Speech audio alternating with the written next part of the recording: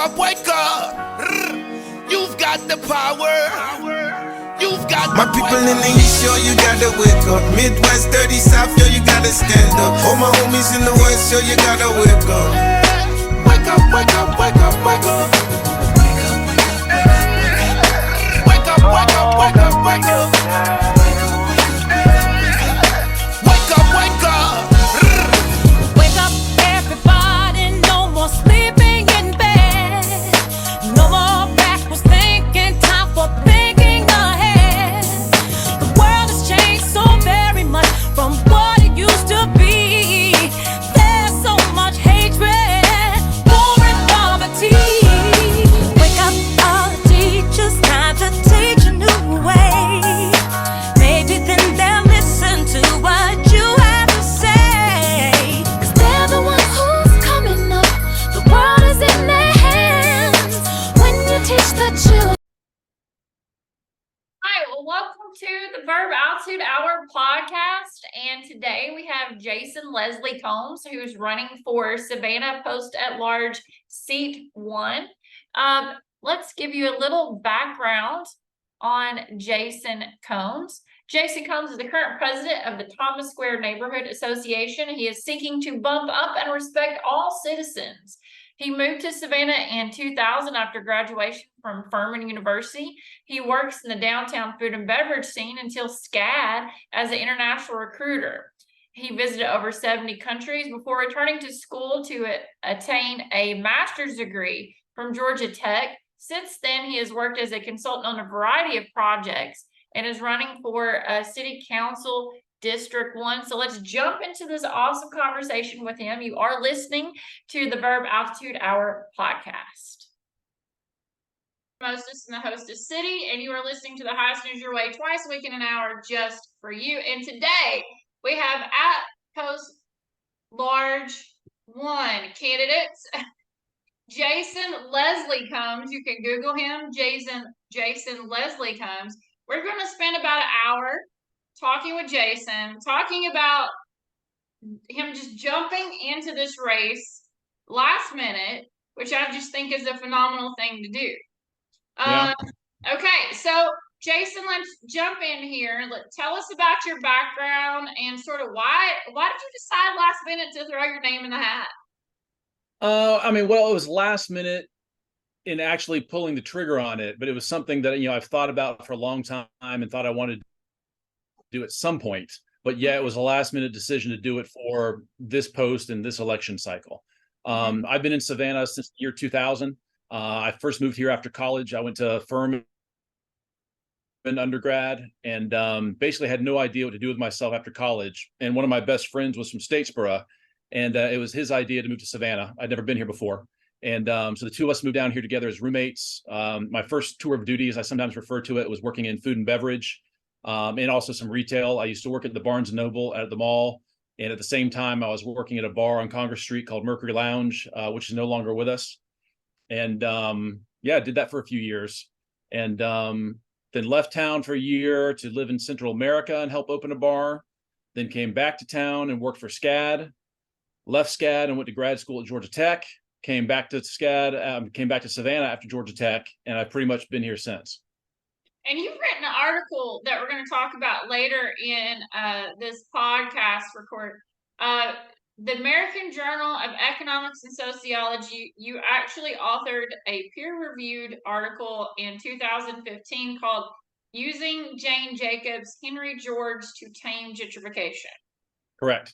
And the story behind that is that one of my mentors at Georgia Tech, Ellen Dunham Jones, she's actually in charge of the urban design department now. And I think maybe she was in charge of the whole architecture department before.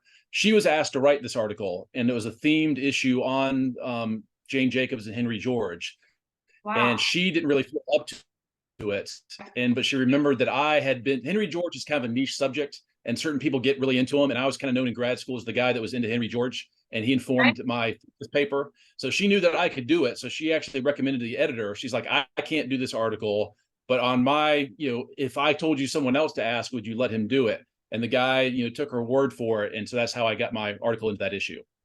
I think it's great. As a person who's on the academic side of things, I think it does add a lot to you getting to thinking about a certain subject in a very thorough means of how would you actually applicate Jane Jacobs to the community. And you did very well. You made some really great points in the article. One of the things that I think was really interesting is talking about how do you level out proper development and proper change without going too fast, too quick, to put it in layman's terms. Basically, how do you plan that out to where it's not too fast?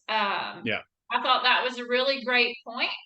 And the article is based upon gentrification and how to rebuild successfully without building too fast. Is that the Basically, yeah, that's the gist of it. And one of the things I was fighting against in the article is that a lot of people criticize Jane Jacobs for having ideas that caused gentrification, and they say she didn't address it. Well, for one thing, when she was writing, that term was not in wide use.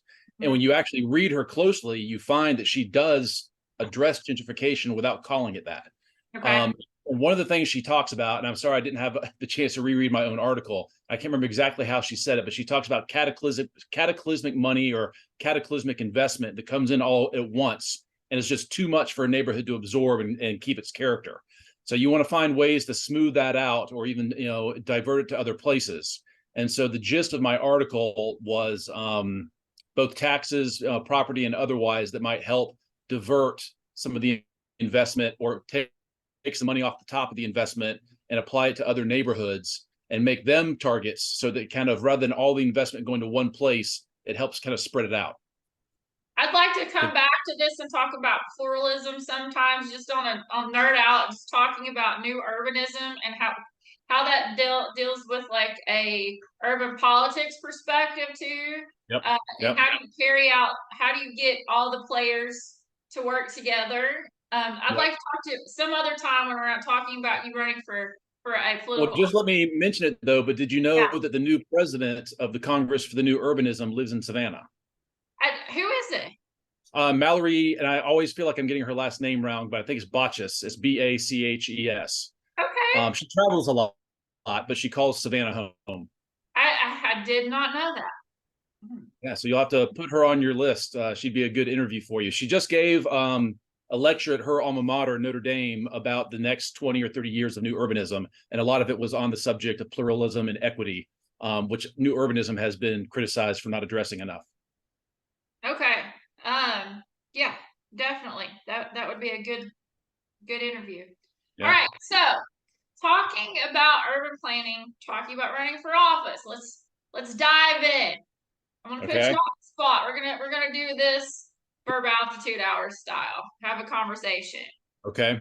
So when we're talking about urban planning, rebuilding Savannah, what does that look like when we're talking about affordable housing? There was some discussion in what you and I talked about, was it Talking Points Forum with the TLC on Thursday. Right.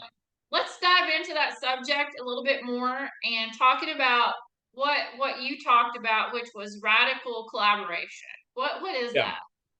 Well, radical collaboration, that was in respect to, well, first of all, let me give a plug to where I got that term.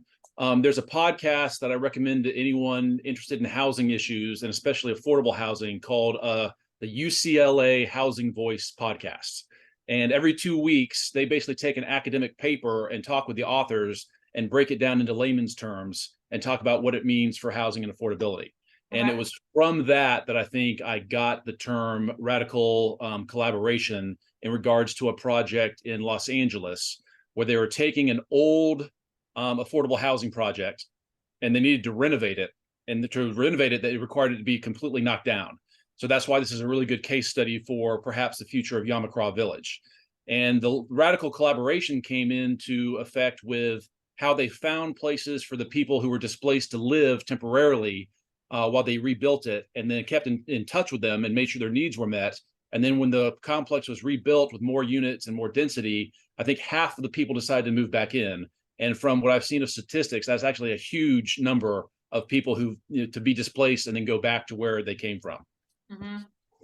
I think this is really interesting as you correlate to the M.C.R.P village, what's going on with that. We did talk about this in seminar at Clark Atlanta when the U.S. Department of Urban Housing and Development came, and they were totally unaware what was going on in M.C.R.P.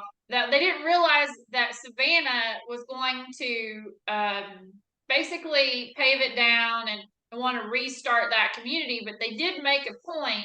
There's only so many dollars and there's so much housing that needs to be built that you want to redo historic preservation. I mean, you want to restore historic properties, and that correlates with Savannah being a place that is like the bedrock and birth of historic preservation. But how do you do that when we're talking about affordability and providing affordable homes? You can't really do that with historic structures because there's so much that go into that rebuild. Yeah, yeah. And a lot of times when you're doing that with historic structures, you're basically fixing up a house for somebody that owns it. So what you're really doing is building wealth for them, and that's great. Some people deserve that, but you're not really, one, you're not creating any new housing, and two, that housing for that person to build wealth, they need to sell it for more than they bought it for. So that's not increasing affordability either. So again, not saying that it's a bad goal to have to help some people out with fixing their homes up, but it's not creating new housing and it's not helping affordability. Now, that's a little bit different than what we're talking about with M.C.R.P though, but right. Yeah. if you That's want to dive into that, I just don't want to confuse the listeners. Yeah. So just, I'm not an architect, but I do know that, modern building techniques and modern building materials that are more efficient are not going to look like the old stuff around it. And if you're not flexible with what you allow to be built in proximity to historic projects, you're just going to delay projects and increase their costs and put us further behind the 8 ball when it comes to creating more affordable housing, which we desperately need. So I would just ask preservationists to be a little more flexible in what they allow to be in proximity to historic properties so that we can meet housing needs. Let's dive into this subject then a little deeper with affordable housing, because you brought up a lot of great points talking about urban sprawl and what we need to do here in Savannah regarding affordable housing. So let's talk about in that sort of housing inflation and what that would do in Savannah if we don't do that the correct way. Right. Well, I mean, the basic argument for why sprawl is bad, other than it just being aesthetically unattractive and kind of soul sucking, is that you're extending sparse development out into areas away from the city that it's going to cost a lot of money to extend services to and cover with fire and cover with police. And the property taxes you're getting back from that doesn't cover it. I mean, it's a dead weight on the general fund, basically. And that it's really the more historic parts of town that are compact and dense that pay more into the general fund than they suck out. So we need to be repeating the historic pattern more rather than this, as I described in the debate, this pattern of single family homes on quarter-acre lots extending far out from the city. It's just not efficient. It doesn't pay for itself. That's why we're constantly looking for new money, whether it be impact fees or the T-SPLOS to pay for it. If it made sense, we wouldn't need that.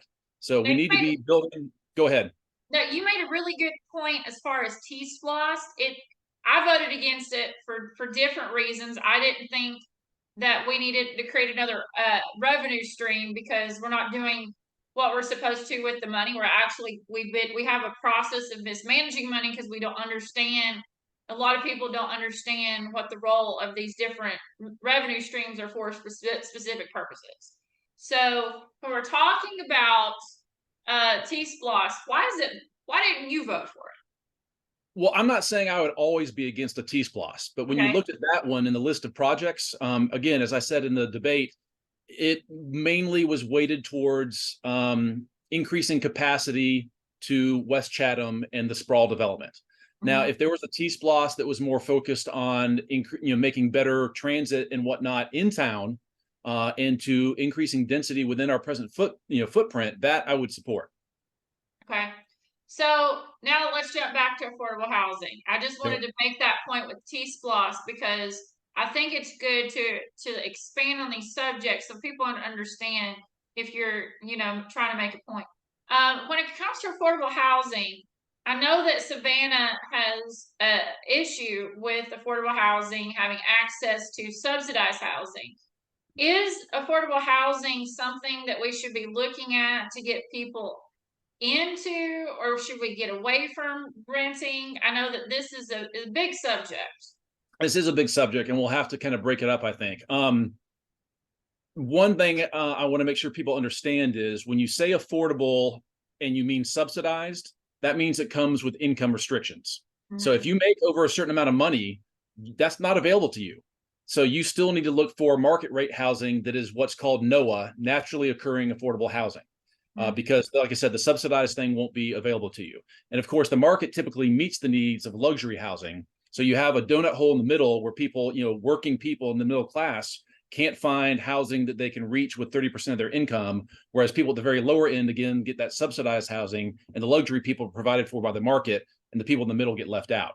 So that's why if you want broadly affordable housing for everyone, you just need to support housing, period. Let's just build housing, because subsidized affordable housing is very hard to come by. The funds are limited. And again, it's going to be restricted if it is built. So really, to support affordable housing, you just need to support housing, period, and housing abundance. The more housing we have, the greater chance we have to get to a point where landlords are competing for renters rather than renters competing against each other for housing. And that's what causes rents to go up. What about pathways for affordable housing in Savannah? Well, again, let's just build more housing. I meant home ownership is what Home ownership. Okay. Yeah. Well, and this is the other point that we talked about briefly before, is people need to understand that unfortunately there is a contradiction between promoting affordability, which is typically for renters, and promoting wealth building through housing. Because wealth building through housing depends on prices going up faster than inflation and faster than people are being paid. And if you don't mind, I actually have a great passage from a book I'd like to read you that really puts it succinctly. Okay. This is a book by one of the hosts of the podcast I told you about, and it's called The Affordable City. And one of his big rules that he has in the book is chapter 8, pick one: housing affordability or rising home values. And so this one passage puts it very well. Ever-growing property values are completely incompatible with long-term housing affordability. The two are mutually exclusive. For homes to be an outstanding investment, their values must appreciate faster than inflation, and that means incomes will trail behind home values over time without fail. So again, not to say that you can't always support wealth building through home values, but that's not going to work towards affordability goals. So they need to be almost like two different streams of strategies. Okay. And what about for middle income earners? Like, what about for middle income people who would not be able to qualify for maybe a first time buyer program or some sort of other government program? What can we do for those individuals? I mean, the option, I guess, is, try to find a cheap place to rent and save money over time so you can make the down payment on your first house. But again, if we can have more dense development where we build things like Savannah has done before with, row houses or townhomes, as they're called, and that becomes like a first-time buyer's house, rather than having to go out into West Chatham or whatever for the single-family home on the quarter-acre lot, I think that would provide an easier first step up the property ladder for people. So again, building within our footprint, more compact, dense development, again, like Savannah did in the old days, like what you see in downtown. But let's do it outside of the downtown in new construction that's not necessarily historic. We can do it again. I mean, there's potential in the Canal District when we go in there and start building. There's potential in redeveloping the entire Savannah Mall area. You could put a lot of housing in both those areas. Now, you made some good points connecting some dots when you were asked about what to do about the fire department, and you also made this point when we were talking about the civic center that I think that we could kind of welcome in this discussion now. So you brought up something as we were preparing called strong towns. Yep. So what is that, and what does it have to do with sprawl? Well, strong towns is I'm not sure if you call it a philosophy or a social network, but I mean, it's a movement and a podcast and a website founded by a guy named Chuck Mayrone, who's written several books. And the basic gist of it is to have a healthy general fund and a healthy amount of property taxes coming in to support a healthy city. You need to support dense, compact development that has a high property tax per square foot versus sprawl, where you have to extend new services out to it that are inefficient, both in the square foot or the linear feet of road, the linear feet of pipe, the amount of area that police and firefighters have to cover. It's spread out. So it's just automatically per unit cost more expensive. And over time, it's a drag on the general fund and on property tax revenues. So build compact, build dense, like we've done historically. And that's what pays back into the general fund more than it costs to maintain. And if we're really going to talk about urban planning and the Savannah perspective, going back to the Oglethorpe plan really feeds off those consolidated, close-knit communities right downtown or wherever those, I guess in this perspective, it would no longer be a monocentric mode, but like multi-nuclei or polycentric. Polycentric. There you go. Yeah, I think that would be. But going back to the Oglethorpe plan, like that would expand that. In today's terms, I guess people might call it different things, new urbanism, but this is the classical point for Savannah. Well, one point to make though, new urbanism is not new. It's basically taking old urbanism and doing it again. Okay. So, yeah. We should call it neo-urbanism. Maybe, I don't know, but yeah, it's the name is there now. They're stuck with it. So yeah. Right. So what does that have to do with the fire departments? Because that means it's going to be more costly. Yes. I mean, you got to think again about cost per unit. And by unit, I mean homes covered by the fire department in the radius they can cover and get to within the proper amount of time. Again, if you have spread out development, that's farther that the trucks have to go to serve the same number of houses. So, of course, having denser development allows a station to cover more people and more homes. Okay. As far as the civic center, what can we do with the civic center that would be old but new for us? Okay. Well, I won't mince words on this, but I do want to expand on what I said at the debate, because I only had 30 seconds to put out this big plan. But basically, a lot of people want to save the Johnny Mercer Theater, but I'm no expert on this, but I have talked to people who are, and they've said it's not worth saving. It's not worth throwing the money in on it to renovate that structure. Not that we don't need a structure of that size, but it should be torn down. If we really need it, put it somewhere else. But that parcel of land is such an opportunity to, one, recut the original Oglethorpe blocks, restore the 2 squares that should be there. And, as the point I've made many times, the original landmark historic designation to downtown was given to the plan, the layout, the 2-dimensional grid on the ground, and not to the buildings. The buildings were added later. And so, for everyone who says they're afraid of losing the historic designation, well, then they should absolutely be behind, knocking all that down and cutting those blocks back in. And then once you've got those blocks back, I would argue not to sell off a single square foot to private developers. Instead, let private developers build on it with a ground lease and use that as leverage to insist that affordability goals be met with the housing units built there. Because 1, you're going to get affordability, and 2, you're going to be putting people perhaps at a lower income scale right next to the jobs they need downtown. And if they have those jobs downtown and are living right there and don't even need to have a car, that's basically like getting a $10,000 a year bonus if they can live there with no car. Well, now you're also solving spatial mismatch theory. Yes. We call that jobs housing balance in planning, but yes. Okay. So let me ask you this. With that said, you were also asked about parking. What do we need to do for Savannah in terms of parking? I mean, it's kind of on a case-by-case basis. I mean, what I'd really like to see happen, but I know Savannah is not ready for, is just the elimination of parking requirements. Let each individual project decide what they think they need for parking, and they can then build that parking. Again, this has been done in some cities recently, and it's worked out well. I can show people studies, but people are still very resistant to that when they're used to hopping in their car and going to be able to find parking everywhere, preferably for free, which really makes no sense. You're using a public resource that's scarce. There should be a price on it. But the whole reason everyone is so wed to using their cars in such a way and going everywhere is because there's always been free parking. So we just kind of need to get people out of that mindset slowly, maybe starting with a project like the Civic Center, and it can be a showcase for, hey, look how wonderful life is when you don't need a damn car all the time and have to pay all that, those costs for that all the time and be worried about your car and worried about where you're parking, et cetera. And so maybe from that little nucleus, we can kind of ever expand more parts of Savannah that are not necessarily car free, but car light. Okay. I think Sounds good to me. I'm from Chattanooga, and I really enjoy downtown not being about parking. Yeah, yeah. And people, even my own friends, when I'm going on a rant about this, are like, "Well, you have a truck." I'm like, "Yeah, because I have to have it because the way we built things." But I honestly don't drive it a whole lot, and it's mainly to go see my girlfriend on the South Side. But I have lived entire years of my life with no car as an adult.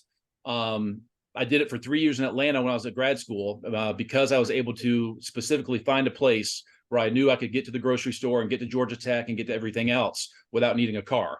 But even then, I would once in a while get a zip car, which I'm not sure if people know what that is. It's like a car you rent for an hour or two and go to hit the box stores once in a while. So I'm totally for, zip cars, or maybe in the future we'll have these self-driving cars that you can just hop in or whatever. But I'm definitely thinking that we're going to be seeing a future where not everyone needs to have their own car that's just sitting parked for 95% of its life. I have a brain thing that connected. Did you ever try to do something with that in Savannah at one time? I did. That's what I thought. But yeah, shortly after I got back to town from Georgia Tech, having used Zipcar in Atlanta and having found it very useful, I did come and try to get Zipcar launched in Savannah, and it didn't work. But yeah, it may work now. Good. Well, again, that would be a very good solution. That if you were trying to build a development on the Civic Center site that was car light, you would probably want to work in a system where you had a small fleet of cars like that you could hop in when you need them, but then you wouldn't need to have your own car, like I said, that was just sitting in a spot for 95% of its life. Right. Yeah, it's just much more efficient. So I know that we need to talk about SCAD. If we're talking about design, downtown, SCAD is a bad subject for some people. Savannah has a culture around not liking SCAD. So let's dive into a little discussion about SCAD, if you don't mind. Okay. So as far as SCAD is concerned, a lot of people are concerned with trying to make SCAD pay some sort of tax, saying that SCAD's not paying or investing enough in the community. Myself, I'm a big fan of SCAD, and I'm kind of on the fence 50-50. I think they do put a lot of investment into Savannah. That's my opinion, from what I've seen. But what do you think we need to do for SCAD?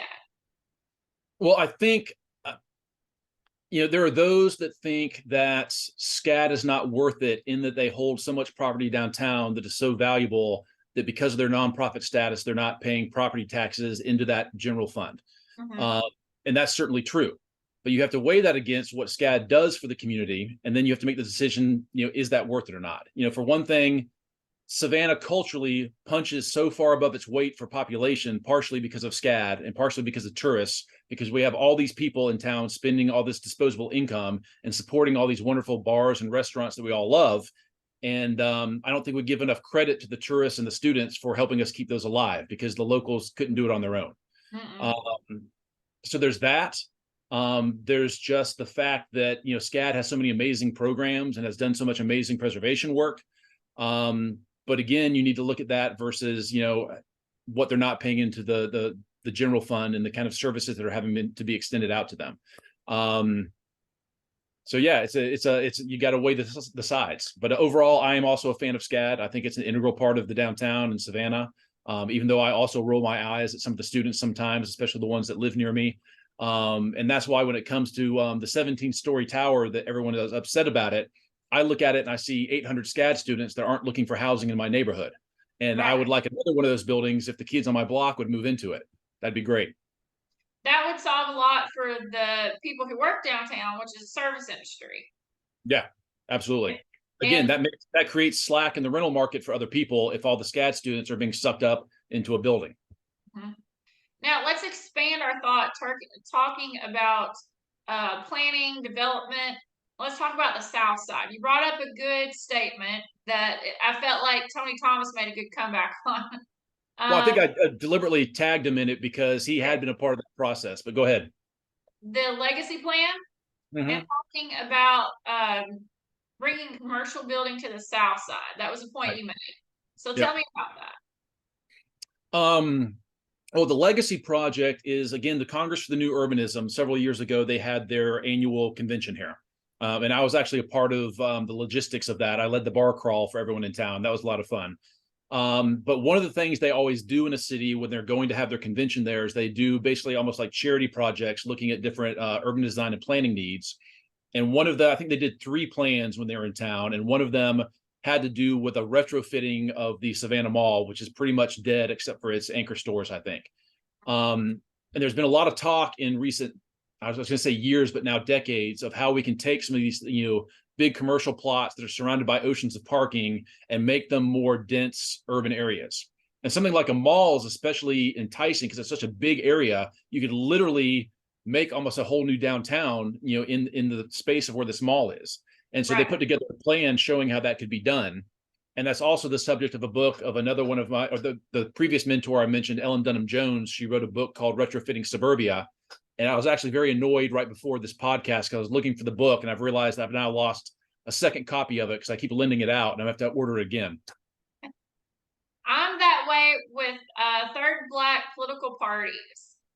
And I just nerd out with that book. It's only one copy, only one ever made, 1969, by the guy who started the Association of National Black Political Scientists, and he used to teach at Savannah State, and then went above and beyond. But Well, this book is not rare, but it's considered a textbook, so it's like $60 for a paperback. It's ridiculous. Wow.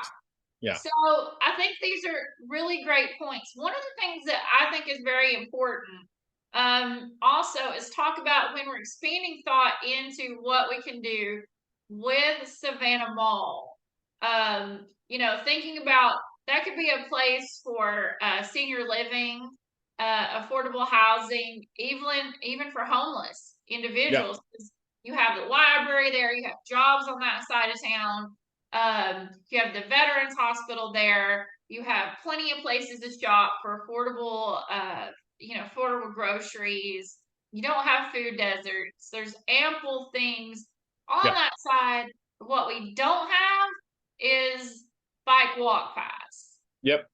I mean, that would have to be inserted into the fabric, but if you're redeveloping the whole thing, it would be easy to make that part of the design process. And then what you'd really need to do is make sure there's some good pedestrian crossings to the other side of Abercorn. So like you said, people can get to those grocery stores and stuff over there and calm that traffic a little bit. I think you told me as we were preparing for this discussion, you called it retrofitting. Retrofitting. Yeah. And the title of the book that my professor wrote is Retrofitting Suburbia. And then she followed it up with another book, and I can't remember the title, but basically it's just a collection of case studies where this has been done already across the country. Wow. I'm already in, because I see places like Eastgate Mall and I wanted to say Savannah, Chattanooga, down on Brainerd Road. It's not a place where people live, but they have a senior center there. You see people walking around. They've put offices over there. That's where the buses come to pick up for long distance travel. Like, it's a place where they're doing something where a lot of people live, and it's a great access point for people who are middle income individuals and may not have a car. Well, and this ties into what you could do if you decided to take the whole Civic Center site and recut it and make it housing. Then, part of the city's plan was to put a city employee office building there and to renovate the Johnny Mercer Theater. So if you're not doing that there and you still want those buildings, then the perfect place to put it is part of the redevelopment of the Savannah Mall and help seed that area with those developments. And I know for a fact that people that live on the South Side, like my girlfriend, feel like they're kind of overlooked by the city when it comes to amenities like that. And so it'd be a perfect way, like I said, to seed that development, make the South Side feel like, they're being cared for as well. And it'd also be good for downtown, because that would, again, reach that goal of diverting some development pressure off of downtown to a new target, and also maybe relieve some congestion of people going up and down Abercorn for things if they had a nice commercial center on the South Side they could go to closer to where they live. Is development a bad word? Absolutely not. Why? Because again, if you don't want to see gentrification and you've got all these people coming to town, and trends show that over the next 10 years, we're going to have like 70,000 new residents coming into the metro area, then you've got to develop. Otherwise, you're just asking for higher prices and more homeless and all kinds of other problems that come with not keeping up the urban fabric with the needs of people coming into the area. Wow. Now, the legacy plan, just to know, how did that was a part of a group that came to Savannah when Deloach was mayor. Yeah. What happened with that? Well, basically, it was professionals, I mean, renowned professionals from all over the country and even all over the world participate in this thing. And they basically had what's called a charrette, which is where you all meet together with citizens and whatnot. And that's why I mentioned Tony Thomas in it, because he attended that. He was the alderman at the time. And it's some of it's very cosmetic because the process is not real in depth because they're doing it very quickly, but it's meant to be a skeleton for future efforts. And so what they were doing was just presenting a plan like, hey, it's a vision. Doesn't this look cool? Shouldn't we do something like this? I mean, I've got it. If you don't mind, I've got it sitting on my bed behind me. Sure. It's not a color copy, so I recommend anyone go online and look for it. And they can see it in a glorious color. Maybe I don't have it. Hold on here. Well, just take my word for it. It's online. But the Savannah Mall CNU legacy plan. So yeah, and it's got nice color maps of what it could look like. And another plan I would encourage people to look at is the Savannah 2033 plan. Okay. I have this here too. This was kind of in advance of CNU, but knowing that they were coming, here it is here. Ooh, I like it. And again, it's a vision. It's a lot of things. It's not like an actual plan like we're doing this right now. But again, it's like people coming together and presenting ideas. But it's got some beautiful renderings of what new projects could look like in Savannah. Wow. So, yep. And I believe that's all completely available digitally online. It was sponsored by the Savannah Development and Renewal Authority when Kevin Klinkenberg was here. Okay. So, nice. oh, Okay. wait, here it is. My cat was sitting on it. Here, this is the so again, it's black and white, but the plan to retrofit suburban mixed use urban. Yeah, you can find that online. It's pretty. I like the picture. Yeah. I mean, there's room out there that if you wanted to, I mean, Southside might want to do their own thing, but there is room on that property where you could build entire Savannah wards, just like downtown. But again, Southside might want to do their own thing, but there's an incredible amount of space there people don't realize that mall sits on and some of the other out parcels around it. Well, that's where a lot of families who are buying their first homes have moved to the South Side.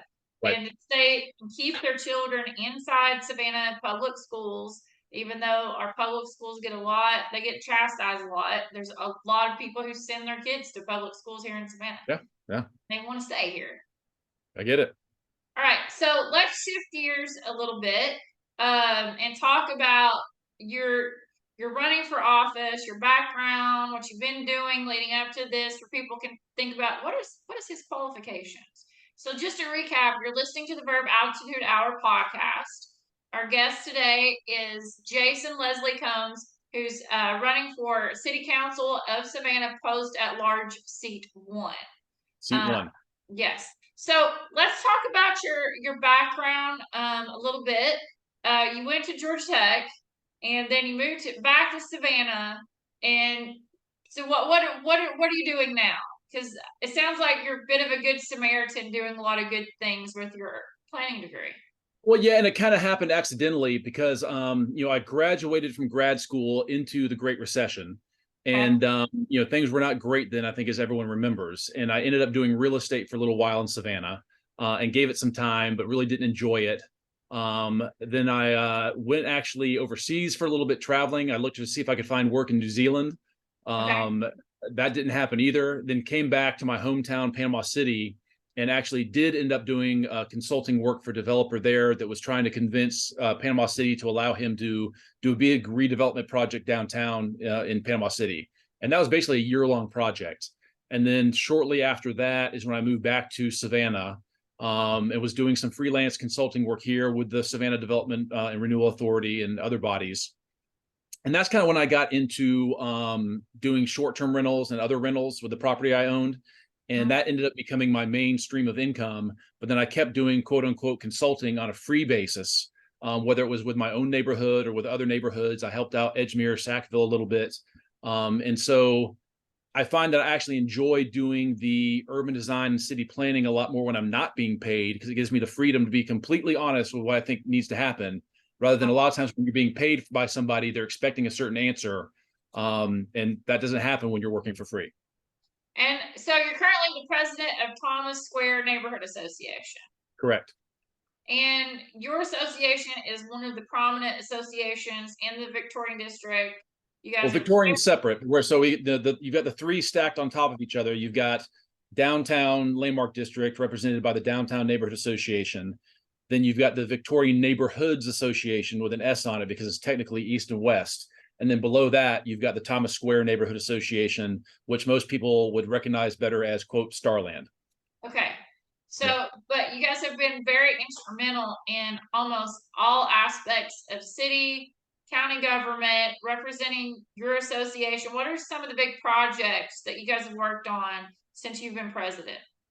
Well, in general, a bunch of little stuff, just helping new businesses and developers get their projects, up and running, and past any obstacles that might be in their way by permitting or even poor reception by the public, making sure they get out there and get their message out and get support. One of the first big projects was that Clinton Edminster and I, when he was president, we helped the city revise and expand the short-term rental ordinance through Thomas Square. And I basically helped write that for our area in a way that I think works better than what was written for Victorian and downtown. Then recently we've been working on the quiet zone thing with the train. And then most recently, which has got a lot of attention, is the extension of the hotel development overlay to cover Victorian, Thomas Square, and then also Kyler Brownville next to us. And these three neighborhoods have in common that we already have specific historic overlays in the zoning code for us. So it makes sense for us as a cohort to ask for that hotel ordinance to protect us as well as downtown. Why would we want to do that? Because of the revitalization that we are seeing, especially in certain corridors. And I'd say the main thing is the Montgomery MLK corridor, because there's room for large scale redevelopment there, that we know that hotel developers are sniffing around. And I know that because specifically 2 or 3 have sent surrogates to me to kind of feel me out on, do you think your neighborhood would support a hotel? So I'm not imagining it, it's for sure. And so if 2 or 3 have approached me, then I'm pretty sure more than that are thinking about it. And so Ryan Madsen and I, he was president of Victorian at the time, we're basically just having a conversation about how we really liked that large scale multifamily was being built in that corridor. And we wanted to make sure it kept happening. And if hotels started coming in, that would drive up land prices and make it more difficult to build multifamily, especially at price points that were good for working people downtown. So out of that conversation, we basically decided that, hey, maybe we need to do something to prevent hotels from even thinking about it. Because if hotels are thinking about it and landowners are then thinking about it, they're going to hold their land back waiting for those hotel prices. Right. And so if we want them to go ahead and sell to a developer like Brent Watts or somebody, we don't want them, we actually want to encourage uncertainty about the future of their land. So then they're more likely to go ahead and sell it for a good deal rather than waiting for an astronomical deal from a hotel developer. I wouldn't understand putting hotel motels in this area, because now it's the neighborhood. And what I call the neighborhood, it's become the place where people that are local want to go and hang out as opposed to going downtown. Well, honestly, not just that. Tourists appreciate it too. Tourists want to come to Starland because it feels more like the place where the locals hang out. And it would detract from that if we had, a big noisy hotel in the middle of it that didn't fit the pattern of our development. Maybe one day somebody will have a great idea for a hotel that does fit into the neighborhood. And if they do, they need to come talk to us. And just like every other development we've helped, we can help that. In particular, I'm thinking that I just saw news on Curbed Atlanta that a hotel is being built in Decatur with 0 parking. If someone wants to come build a 0 parking hotel in Starland, talk to me. I'd like to hear about that. Okay. Now, you also talked about wanting to expand the fact that we need more neighborhood associations to represent associations that are not already represented. Yep. Okay. What does that look like? Like you said, you gave me and the neighborhood a good compliment with saying that we have helped, drive a lot of things. And that's simply because we have a voice and we're organized and we make sure we get heard. And any neighborhood can do that. You just gotta have a group that meets regularly, have elections, have transparency, be able to present yourself as genuine voice for your neighborhood, and the city will listen to you. And when things start coming through your neighborhood, people will know they need to come talk to you first, or else there's going to be trouble. So everyone needs to get organized and, have regular meetings and be able to speak for their neighborhood. You're not a politician, and you Not came in, yet. Yeah. not yet, Yeah. but you talked about transparency, and Yeah. that's a term that I hear politicians use, and they use it in a way that doesn't match the definition. They often use transparency as a way to expose those that they disagree with, not being honest with them. That's not transparency. Transparency is being honest regardless if you agree. Yeah. Across the board. Yeah. Yeah. Yeah. Yeah. And like I said in the debate, that's obviously a good thing to have, and it keeps people honest and whatnot, and they can see that proper protocols are being followed. I don't think we're ever going to totally eliminate quote unquote backroom deals where people decide what's going to happen, but Right. The more we can cut that out and let everyone see how the sausage is made, the better. Right. Yeah. I really want to dive into one subject that we didn't talk about, but was a question for a debate, which could only happen in Savannah, was the expansion of open cups. The Yeah. cup, what I guess not open cups, but open to cups. Go Uh, cups, open Go container. Yeah. cups, Yeah. yeah. Yeah, I'm a little agnostic on that because we had a pilot project in Starland where it was, and this happened during COVID, where it was allowed down the Bull Street corridor because that's our main business corridor through Starland, Thomas Square, and it seemed to work very well. And that allowed people to kind of traverse from our businesses that pour drinks along there and hop around like you would downtown. It was discontinued, and there hasn't been a lot of talk about bringing it back. I think maybe because it opens up the issue of everyone else who wants it. Well, if you're going to do it for Starland, then do it everywhere. And I think some of it does make more sense to me as an urban designer to do it in areas where you have a concentration of businesses like that along a corridor, or even downtown from Jones Street to the river. It doesn't make sense to just do it everywhere, because then it's just giving people an excuse to walk around with drinks from home or whatever. So it's kind of a benefit to businesses. I'm not sure why you would do it where there wasn't a concentration of businesses who were seeing flow from one to the other. I wouldn't see that happening on the south side because there's not enough concentration, as you said, Right. of places next to each other. But again, 10 years ago, you could describe Starland that way. There weren't enough. Right. I mean, now you can do a bar hop in Starland if you want to. 10 years ago, you couldn't. Right. That's not to say that if you did that redevelopment of the Savannah Mall, you might have a little entertainment strip where it might be appropriate to have open container there too. It does make sense to do it on St. Patrick's Day, so that way people can actually go buy their drinks, maybe sit at the park and not bother. Well, and I got to say, the city, COVID kind of allowed a reboot of St. Patrick's Day, and the city, I will give them props. They did a great job with that reboot and deciding to kind of let St. Patrick's Day disperse all the way to Victory and all the way to Truman, and not having that hemmed in area of wristbands and whatnot. And so it kind of let it gently extend into other areas. And we'll see what happens next year, because I think it's going to be on a Saturday, so it'll be all weekend long. And but I think dispersal is good. It's the same theory as with development. You don't want it all to be piled on one place. You want to try to gentle it and disperse it so everyone can handle it a little bit better. We've talked about a lot of different subjects today. We're closing in on last 10 minutes of our discussion. Yeah. What are some things that we haven't talked about that you think that our listeners need to know to put a better picture on who is Jason Leslie Combs, who's running for at-large District 1 for City Council, and why should he have my vote? Again, it's kind of almost like I feel at this point it's my responsibility to do this. It's a time when, like I said, Savannah is facing major change and major population growth, and we need some people in there that know that that's got to be dealt with, and maybe even in some ways that a lot of Savannians are uncomfortable with. So we need to be very careful with where we decide to put the housing and whatnot, but to help convince people that if you don't allow us to do this, the downsides will be worse, because housing prices will skyrocket if you don't make room for all the people coming in. So having people in government who can handle that capably is very important. And I've already got great relationships, I feel like, with a lot of city staff and NPC staff. And so I think that if I were on city council, I could really help both guide how we handle the growth and how we talk to the citizens of Savannah about why we need to do it and the way we're going to do it. So what made you decide to run for at post large 1? It sounds like you don't want to just fixate on District 2.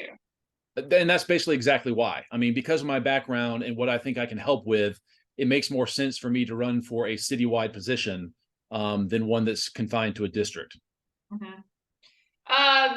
The county commission race turnout was abysmal. I saw the numbers. It was bad. Yeah. How can we encourage people to get out and vote for this? And why does voting for this city election matter so much? Well, I think it always matters, but again, like I said, with the Hyundai plant and with the changes that Savannah has seen because of COVID, and that we don't even necessarily have numbers for yet, because I know from literally neighbors of mine across the street that we were discovered by a certain class of people over COVID who are high earners from other places, say New York City or the West Coast, and because of COVID, they discovered they could work from anywhere, work from home. And Savannah, despite what we think of prices, is cheap to them. So we had an entire cohort of these kind of professionals move in town, literally paying prices double what were paid, 5 or 10 years before. Wow. And they're probably going to keep coming because, we've been discovered, like I said, by this class of people now. And honestly, it's because Savannah has such wonderful amenities of being able to walk around and great restaurants in your neighborhood and whatnot. So again, to help disperse this pressure that's coming from these people, we need to make more great places. That's the answer, because they're all trying to fit into the one great place, whether it's downtown or Starland. It's just going to drive prices up. If there's more areas to attract them to, like the Canal District, like a redeveloped Savannah Mall, and other areas that we might be able to gently add density to, that's going to help everyone out, especially the people that are middle income and workforce, and try to help them from being displaced from where they've come to like living. Now you talked about the Hyundai plant. I'm interested Yep. to see what we can do to connect the dots between Savannah State, who has an agreement with Georgia Tech, where you can get a civil engineering degree. You can either go to, I don't know if you go to Georgia Tech here or go to Georgia Tech in Atlanta, but I do know that they have a dual program where they can either do their first 2 years there and come here and graduate, or do their first 2 years here and go there and graduate. But I would like to see what can we do to expand opportunities for folks to get jobs at the Hyundai plant. Yeah, I mean, that would seem like a no-brainer to use Georgia Tech is a world-renowned, institute for, engineering and every other program they have. So, why can't we use that resource, either, through Atlanta or through its, campus here to help locals, or at least, Georgia citizens get those jobs, rather than it being all people coming in from outside. Because people ask, how do we fight poverty? How do we raise people up? It's by helping them get these good jobs, like the ones that'll be at this plant. Wow. And I know that you said at some point you feel that maybe not in this broadcast, but when we were pre-talking for this, that you felt that maybe one day Savannah and Bullitt County, or Chatham and Bullitt County, is going to kind of neighbor with that Hyundai plant. Oh, absolutely. Because currently our metropolitan statistical area, our MSA, is composed of Chatham County, Effingham County, and Bryan County. And what that basically means is when the government looks at it, the economy is interrelated in such a way that it's one unit. And with that Hyundai plant being placed way up I-16, close to the border with Bullitt County, and I know that Bullitt County is already anticipating with housing of their own, that it's really going to become more integrated with our economy in Savannah. And so I would totally anticipate us, in the future, thinking of Bullitt County and Savannah as being more intertwined directly with the Savannah economy. Wow. Now, last 2 questions. I put everyone on the spot. First, what is one thing that you would leave our listeners with without thinking too hard? Like I said at the beginning, I'm going to go back to that. Listen to the UCLA Housing Podcast if you're interested in that kind of thing. And again, this book, The Affordable City, I mean, the guy lays it out in chapter after chapter. He's got 3 pillars about affordability, and that's supply, stability, and subsidy. And, there's dozens of chapters in here. He goes through each one in 2 or 3 pages. I actually got in touch with him through Twitter and said, dude, I'm going to steal every one of your ideas. He said, go for it. That's why I wrote the book. So, in return, I got to, push him, tell people to buy his book and listen to his podcast. But it's Wow. really just the most amazing resource I found to put all the ideas for affordable housing in one place. That's awesome. Now, where can our listeners get in touch with you? How do they get in touch with you? Where do they learn more about you? So this is the one thing I need to work on right now because like I did, it was such a last minute decision to get in the race that I don't really have any of the digital infrastructure. But I did set up a new Instagram account and a new Gmail account, and both are called Combs at Large. So it's Combs at Large on Instagram and combsatlarge@gmail.com. And I hope to have at least some kind of bare bones website up, at some point where I can, present a lot of the ideas I have, and I might just go back and make an outline from this podcast and just, put everything online. Well, we would love for you to highlight anything that you need from the Verb Altitude Hour podcast for Great, that. absolutely, yeah. So, Jason, thank you for your time today. I'm excited that you were willing to come on the podcast. And I think this is an awesome opportunity for people to learn more about you. And I just thank you for your time. Yeah, thank you. I mean, the debate was very well run. I have to compliment them on it. But in order to hit as many topics as we did, we were limited to 1 minute or 30 seconds. So it's been great to come on here and kind of expound on some of the stuff. And I'm glad I was able to do it. So thank you very much. As a person who has a master's in urban planning and studies from Savannah State, I love this discussion, and thank you, because I really think it matters for people to understand the process and understand what you're talking about. And this stuff can be a little hard and a little difficult to understand. So maybe some of these listeners now can go to these resources that you've shared with us. Absolutely. Yeah. Change is going to happen, but I think people will be more comfortable with it if they understand how to do it the best way and why it needs to happen. And that there are case studies out there to look at about how to deal with it. It doesn't have to be so scary. Right, exactly. Doesn't have to be scary. So if you want to know more about Jason, Combs at Large, gmail.com, and your Insta is Combs at Large. Correct. Yep. Okay. And I'll try to make, when I have the website, I'll try to make it along the same theme, so it'll come up if someone searches Combs at Large, Savannah City Council, etc. Well, good luck on your race. Early voting starts October 16th, and election day, the last day of voting, is November 7th at a precinct near you in Savannah, Chatham County. There you go. Thank you. Please vote for me. Thank you. All right. Well, have a good rest of your day, and you've been listening to the Verb Altitude Hour podcast, and I'm your host, Carrie Smith. We've been talking today with Post at Large Candidate 1, Jason Leslie Combs. He is not a politician, does not come across as a politician. In fact, he comes across as this down-to-earth guy who is a consultant. He enjoys what he does. He is very transparent, but a formidable candidate, probably to go into one of the top 3 or 4 candidates out of all 8 individuals. He is a wealth of knowledge. He has learned experience. And I would say that he's very transparent, and he's very down with figuring out what is needed for the community in a very well-balanced way. I really like his background. The urban planner in me thinks Savannah is a major part of what we consider to be United States urban planning, a pinnacle of what we can do in the country. It's a monocentric model. I love our city. We can do a lot with it. He understands planned development that is weighed and balanced among all parts of the community, be it the developers, be it the community, be it what the community needs. I would like to see what impact that would have on the community. I think that he definitely has a bright future at a part of our city council.